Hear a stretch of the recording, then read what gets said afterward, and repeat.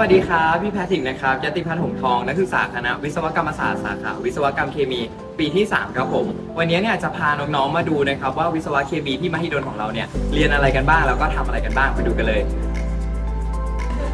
และภาควิศวะเคมีของเรานะครับอยู่ชั้น3ตึกขาวถ้าใครจะมานะครับก็คือเดินเข้ามาตรงนี้ก็รอขึ้นชั้น3ได้เลยครับ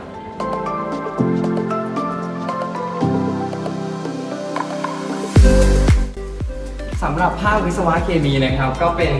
อยู่ชั้น3ของเรานั่นเองนะครับตัวย่อของภาควิศวะเคมีมหิดลก็คือ CHE นะครับแล้วสำหรับพื้นที่แรกที่เราจะพาทุกคนไปดูนะครับนั่นก็คือหน้าภาควิชาวิศวกรรมเคมีของเรานะครับหน้าภาควิศวะเคมีของเรานะครับจะมีพี่การศึกษาแล้วก็อาจารย์คอยให้คำปรึกษาถ้าเรามีปัญหาตรงไหนเนี่ยสามารถมาติดต่อได้เลยครับและตอนนี้นะครับเราก็อยู่หน้าห้องหัวหน้าภาควิชาวิศวะเคมีมหิดลนะครับนี่นะครับเป็นอาจารย์วนิดาของเรานะครับผู้ช่วยศาสตราจารย์ดรวนิดาครูอมรพัฒนาหัวหน้าภาควิชาวิศวะเคมีมหาวิทยาลัยมหิดลครับสวัสดีครับอาจารย์สวัสดีค่ะแล้วนอกจากภาคเคมีปกตินะครับเรายังมีภาคเคมีนานาชาติด้วยเรามาดูกันครับว่าภาคเคมีนานาชาติเนี่ยเรียนยังไงบ้างไปดูกันครับ Hey B what are you doing Oh hi Patrick I'm just researching about PVA in model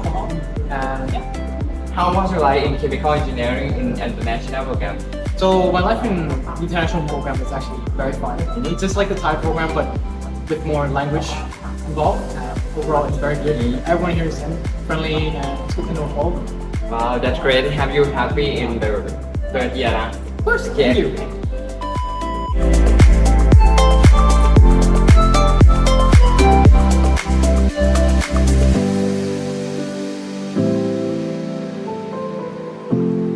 นี่นะครับก็เป็นแลบของภาควิชาวิศวกรรมเคมีมหาวิทยาลัยมหิดลนะครับเราจะเรียนวิชาแลบที่นี่ไม่ว่าจะเป็น Organic Chemistry นะครับหรือว่า General Lab ก็จะเป็นใช้พื้นที่ตรงนี้ในการเรียนนะครับในตรงนี้นะครับก็จะมี Facility มากมายที่ไว้สำหรับคนทำแลบในวิชานั้นๆนะครับหรือว่าใครจะทำวิจัยทำรีเสิร์ชนะครับก็สามารถใช้พื้นที่ตรงนี้ในการประกอบการทำรีเสิร์ชของท่านได้เช่นเดียวกันครับ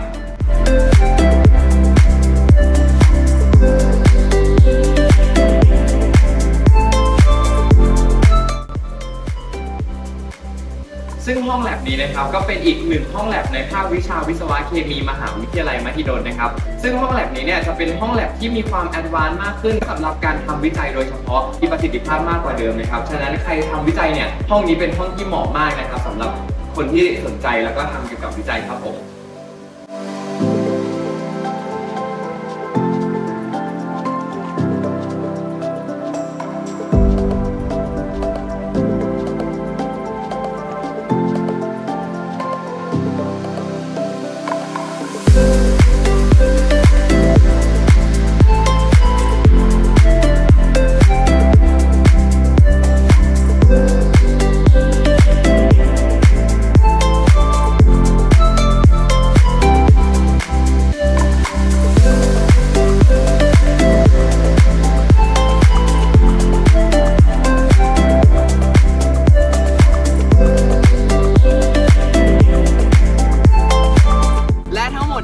ก็เป็นเพียงแค่ส่วนหนึ่งของภาควิชาวิศวะเคมีมหาวิทยาลัยมหิดลนะครับน้องๆคนไหนที่มีความสนใจเกี่ยวกับภาคนี้สาขาวิชานี้เนี่ยสามารถมาดูข้อมูลเพิ่มเติมได้ในงานเปิดบ้านมหิดลปีนี้นะครับซึ่งปีนี้เนี่ยจะจัดวันที่ 16-17 กันยายนนะครับแล้วมากันเยอะๆนะครับ